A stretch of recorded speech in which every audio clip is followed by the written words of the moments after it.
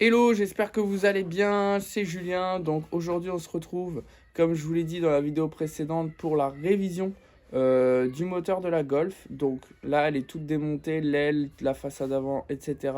Parce que du coup je l'avais cartonné. Donc on va en profiter pour faire la révision. J'ai reçu les pièces il y a quelques jours, je vous montre ça tout de suite. Donc voici le petit colis, qu'on soit bien d'accord, je ne fais pas de pub pour Autodoc, j'ai payé ces pièces et je n'ai pas eu un centime de remise. Donc, aucune raison de leur faire de la pub. Dans ce carton, il y a filtre à air. Ça, c'est quoi? Filtre à huile. On a le Calorsta, parce que ma voiture ne gardait pas les 90 degrés, elle était tout le temps froide. Donc, thermostat. Ensuite, joint de cache culbuteur, qui était mort et qui fuite. Un filtre à essence. 4 bougies NGK et un petit boulon de vidange avec son joint. Et j'ai pris un joint en rab au cas où ça peut toujours servir. Donc on va attaquer ça tout de suite, c'est parti. Donc on va commencer par enlever la boîte à air. On va enlever la boîte à air complète pour avoir accès au joint de cache culbuteur pour pouvoir le changer. Alors le filtre, il est plein d'essence. Ça, c'est pas normal. De toute façon, c'est mort.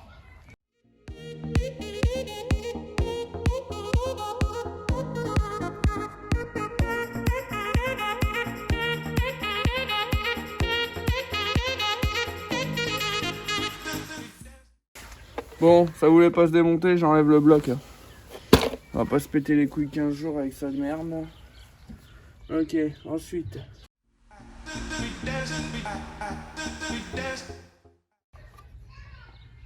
Bon, la courroie de distrib, on va la prévoir, mais on va pas la faire tout de suite parce que je l'ai pas commandée. La courroie d'accessoires, elle a pas l'air encore trop dégueu, mais il va falloir la prévoir aussi. On fera les deux en même temps. Et j'ai vu un mec qui passait les moteurs à carbu à l'éthanol. Alors j'ai gardé un peu de Benz qui coule.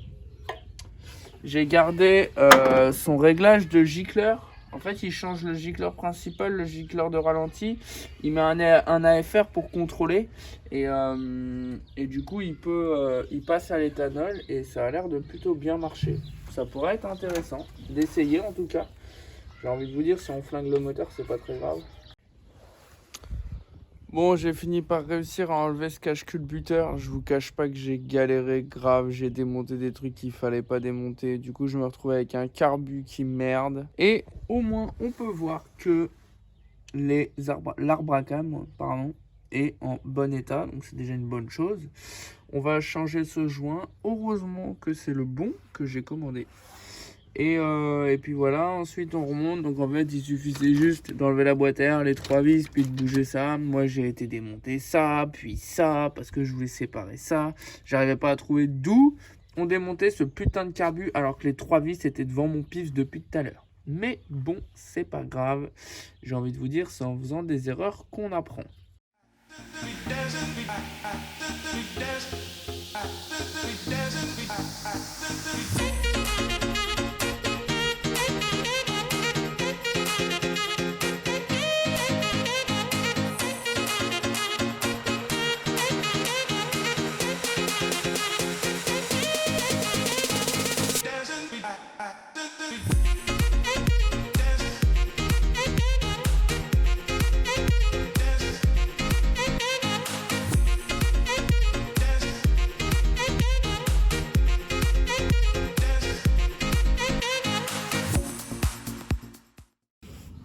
Bon, là, j'ai mis un scotch rouge pour me rappeler qu'il faut que je change le collier parce qu'il vient de péter. Donc, si je remets pas, ça va fuir. Petit marquage rouge, très efficace. Bon, je viens de m'apercevoir que j'ai plus de clé à bougie pour les grosses bougies. Donc ça, c'est fait. Je ne peux pas changer les bougies aujourd'hui. Le filtre à essence, c'est changé. Le joint de cache culbuteur, c'est changé. Maintenant, je vais être obligé de démonter le carbu, Peut-être que je vais pouvoir le faire sur la voiture, mais je suis pas sûr, mais je suis grave emmerdé. Pour vous expliquer rapidement, j'ai démonté ça. À l'intérieur, il y a un ressort. Ensuite, j'ai démonté ça. Et ici, là, il y a une petite patte blanche à l'intérieur avec une petite tige en métal avec un crochet de chaque côté qui est censé faire bouger ceci. Sauf que, comme vous le voyez, bah, j'ai un petit problème. C'est que vu que je ne vois pas correctement, bah, je n'ai pas dû le remonter correctement. Donc, si vous avez une solution, n'hésitez vraiment pas à me le dire dans les commentaires si vous avez déjà eu le cas. Au pire des cas, je démonterai tout le carbu, puis je vais trouver la solution. Hein. C'est pas réellement un problème, mais c'est chiant. De toute façon, j'ai pas les pièces de carrosserie, donc elle va pas rouler tout de suite. Et ça se trouve même que je vais faire ça, mais je vais faire le swap plus tôt que prévu. Donc, en tout cas, je pense que ça va être tout pour aujourd'hui. Enfin, aujourd'hui pour moi. Vous aurez la suite tout de suite. Et puis voilà, donc il reste le filtre à air à changer, la vidange à faire, le petit calorstat, thermostat, vous appelez ça comme vous voulez, à changer. Et du coup, forcément, liquide de refroidissement vidangé et de l'huile moteur. Et étant donné que j'ai ni liquide de refroidissement ni huile moteur tout de suite, et bah c'est pour ça aussi qu'on va arrêter là. Et puis parce que c'est l'heure de manger. Donc on va aller boire une petite bière et puis on va aller manger.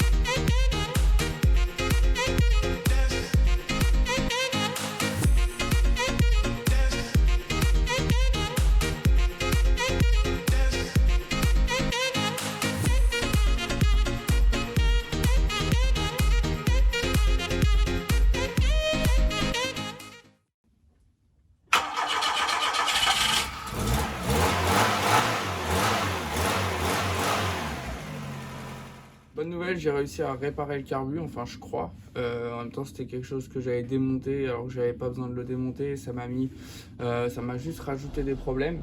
Mais ça y est, comme vous avez pu constater, ça démarre, ça tient le ralenti. Donc tout va bien, j'ai changé le filtre à air. Là maintenant, on va s'attaquer à la vidange et au thermostat. Allez, c'est parti.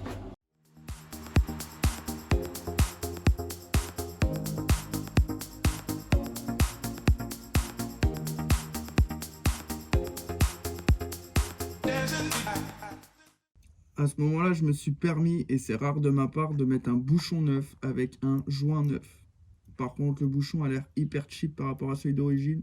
Mais j'ai envie de te dire, tant que ça fait le job, on s'en fout un peu.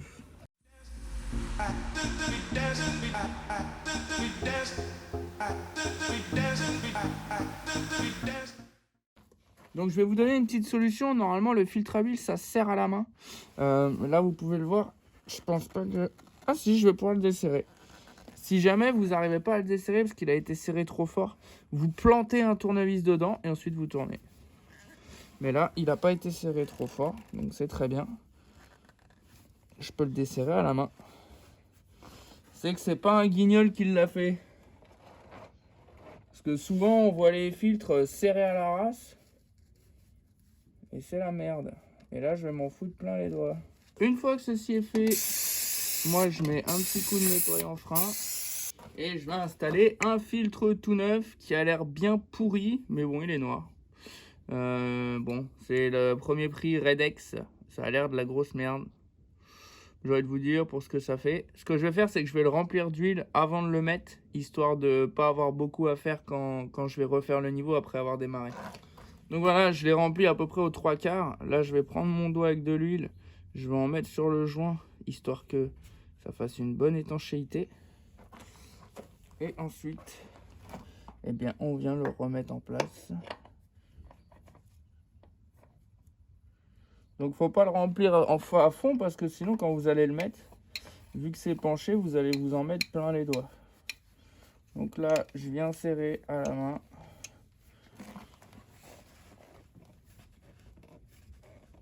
Je serre quand même assez fort, hein. Faut pas que ça fuit. Et là, on devrait être pas mal. Et voilà.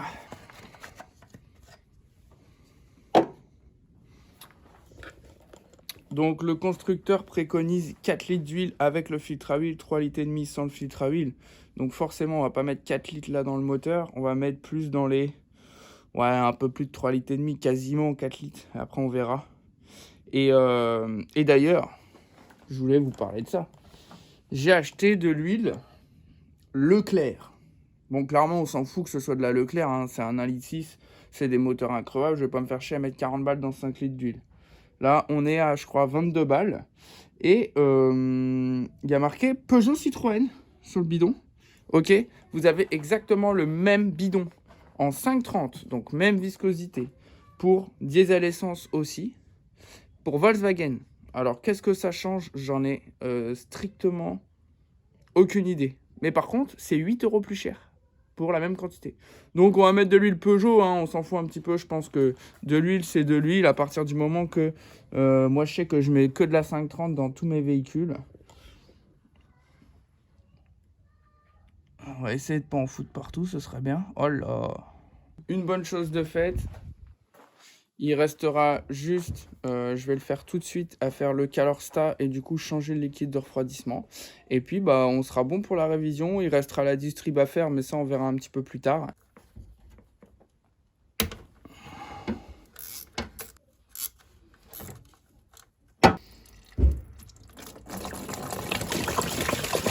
Bah clairement, en fait, je me demande même si... Ouais, ok. Donc en fait, ils avaient carrément coupé le Calorsta et mis ça. Donc forcément, ça fonctionnait pas correctement et ça chauffait pas. Donc bah voilà, hein, la raison expliquée, ça c'est ce qu'on appelle du bricolage. Ils ont coupé une partie du Calorsta pour éviter la chauffe. Parce que avant il me semblait qu'il avait un problème de ventilateur. Donc on va le changer, on va remettre un Calorsta neuf. Et on va faire chauffer la voiture, voir si le ventilateur se déclenche correctement.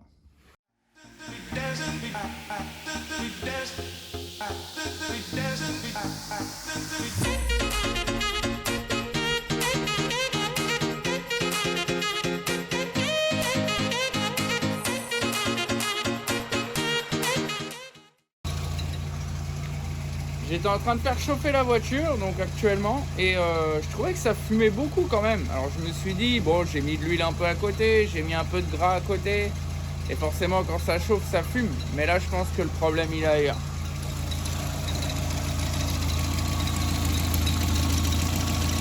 Alors je sais pas si on voit bien, mais à mon avis, il y a une fuite au collecteur d'échappement. Et donc c'est pour ça aussi que forcément ça fait un peu un bruit de merde. Donc bah voilà, prochaine étape pour le moteur, ce sera la distrib plus le petit joint de collecteur d'échappement qui fait plaisir. Bon, la température commence à monter, on va la laisser monter gentiment. Et puis à voir si une fois au milieu à 90 là le ventilo se déclenche. A few moments later. Bon, on va arriver au moment de vérité. Bientôt, ça devrait se déclencher.